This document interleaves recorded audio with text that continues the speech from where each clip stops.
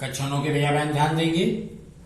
आज मैंने लिखा जरूर है क्यूब एंड कोबाइट, लेकिन इसके साथ थोड़ा सा पार्ट मैंने आज शंकु भी जोड़ा है चैप्टर 19 को। पहले शंकु का एक सवाल जो पहले 18.3 का एक क्वेश्चन है वो मैंने लिया है, क्योंकि ये क्वेश्चन थोड़ा सा लॉजिकली था, तो लॉजिकल होने के कारण लगाया है, क्योंकि 10th में या बोर्ड में आया हुआ क्वेश्चन है। कंडीशन को समझे। इसमें कहा क्या है कि एक बेलन है, उसकी त्रिज्या को 5% कम कर दिया जाता है तो उसकी नई ऊंचाई कितना प्रतिशत बढ़ जाएगी, जबकि बेलन के आयतन में कोई परिवर्तन नहीं होता। तो अब यहां बेलन की कंडीशन को मैं कैसे लेकर चला हूं, ये थोड़ा सा ध्यान देने की बात है आपके लिए। क्वेश्चन थोड़ा लंबा है, इसकी ट्रिक समझाने के लिए मैंने लंबा किया है, और इसका एक शॉर्टकट भी निकाला जा सकता है जिसके द्वारा इसे और जल्दी सॉल्व किया जा सकता है लॉजिकल आप देखें तो। देखिए, अब हम मान लेते हैं प्रारंभ में बेलन की त्रिज्या r और ऊंचाई h है। यदि r h मानते हैं तो प्रारंभिक आयतन क्या हो जाएगा, पाई r square h। Point number first डाल के मैंने छोड़ा है। अगला देखिए, अब हम नई त्रिज्या की ओर जा रहे हैं। उसने कहा क्या है, नई त्रिज्या 5% कम हो जाती है, तो प्रारंभिक r हो गई 5% कम है तो 100 माइनस 5/100। ये लॉजिक आपको ध्यान देना है। जितने प्रतिशत की कमी है 100 में से उतना घटा के बटे 100 कीजिए, अधिकता है तो 100 में जोड़ करके बटे 100 कीजिए। ये सामान्य लॉजिक है, चाहे लाभ हानि हो, किसी भी स्थिति में प्रतिशतता के लिए ये फॉर्मूले को एक लॉजिकल रूप में आप फॉलो कर सकते हैं। तो r इंटू 100 में से 5 या 95/100, सरल किया 19/20। नई त्रिज्या हो गई, अर्थात ये ध्यान दीजिएगा कैपिटल R की वैल्यू है। हमने नई ऊंचाई कैपिटल H मानी है जो आपको निकालनी है। अब देखिए, आप नया आयतन क्या होगा, प्रारंभिक आयतन तो आपने यहां निकाला था ना, पाई r स्क्वायर h। नया आयतन क्या होगा, पाई r स्क्वायर h, जहां r का मान क्या है, कैपिटल R के बराबर है, इसलिए 19/20 रखा गया यहाँ मान को। सरल करिए तो 19 का स्क्वायर 361, 20 का स्क्वायर 400 और पाई r स्क्वायर h आ गया। Condition number second. अब प्रश्न में क्या कह रहा है कि दोनों आयतन आपस में समान होने चाहिए। यदि आयतन समान है तो फार्मूले भी बराबर हो जाएंगे, अतः फार्मूले को हमने बराबर किया 361/400 पाई r स्क्वायर h बराबर पाई r स्क्वायर h। जब आप सॉल्व करेंगे तो ये पाई r स्क्वायर कैंसिल हो जाएगा, तो कैपिटल H की वैल्यू क्या आ जाएगी, स्मॉल h इंटू 400/361।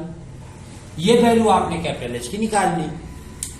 जब कैपिटल H आ गया तो ऊंचाई में वृद्धि निकालते हैं, क्योंकि वृद्धि का प्रतिशत निकालना है।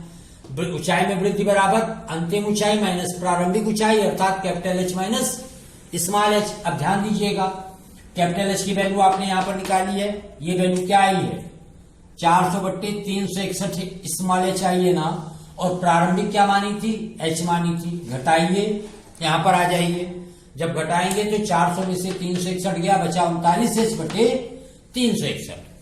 अब हम इसको प्रतिशत में चेंज कर रहे हैं। प्रतिशत में कैसे चेंज करेंगे, सामान्य सा फार्मूला है, ऊंचाई में वृद्धि बराबर ऊंचाई में वृद्धि। ध्यान दीजिएगा, प्रतिशत वृद्धि बराबर ऊंचाई में वृद्धि बटे प्रारंभिक ऊंचाई गुणे 100।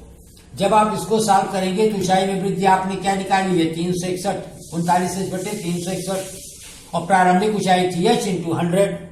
h और h हमने कैंसिल कर दिया, 39 का गुणा 100 में होगा 3900 बटे में क्या बचा रहेगा, 361, और भाग देंगे क्या आ गया, 10.8%। अर्थात कहने का अर्थ क्या हुआ कि यदि आप देखें तो आयतन को स्थिर रखने के लिए उसकी ऊंचाई में कितनी की वृद्धि की गई है, 10.8% की।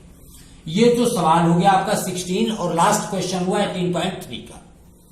अब इसके बाद मैंने चैप्टर 19 के फार्मूले लिए हैं यहां पर शंकु के लिए। ये शंकु क्या है, ध्यान दीजिएगा, एक त्रिभुज जिसको कि किसी एक भुजा की परिता घुमाया गया है। ऐसी कंडीशन पर इसकी त्रिज्या को स्मॉल r कहते हैं, ऊर्ध्वाधर या लंबवत ऊंचाई को स्मॉल h कहते हैं, तिर्यक या तिरछी ऊंचाई को l कहते हैं। जो मैंने यहाँ लिखा है कि शंकु की त्रिज्या r, ऊर्ध्वाधर ऊंचाई h और तिर्यक ऊंचाई l है, तो कंडीशन क्या होती है, ये फार्मूले आपको ध्यान देने, जिसमें पहला फार्मूला बहुत ज्यादा लॉजिकली यूज करना है, और ये पाइथागोरस है। L = √h² plus r²। चूंकि आप जानते हैं यहां पर 90 अंश का कोण बनता है, इस वजह से हम पाइथागोरस लगा सकते हैं। शंकु का आयतन बराबर 1/3 पाई r² h। ये फार्मूला याद रखना है, या तो ये याद रखिए 1/3 आधार का क्षेत्रफल गुणे ऊंचाई।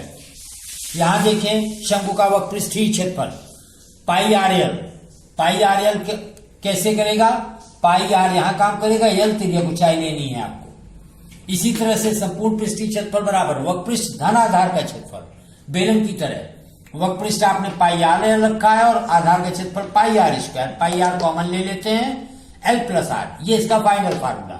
यही 4 फार्मूले हमेशा शंकु में काम करेंगे, इनको आपको ध्यान में रखना होगा। और ये काफी कुछ मिलते जुलते हैं बेलन से, बेलन के बेस पर ध्यान में रखने का प्रयास करेंगे तो याद रहेगा।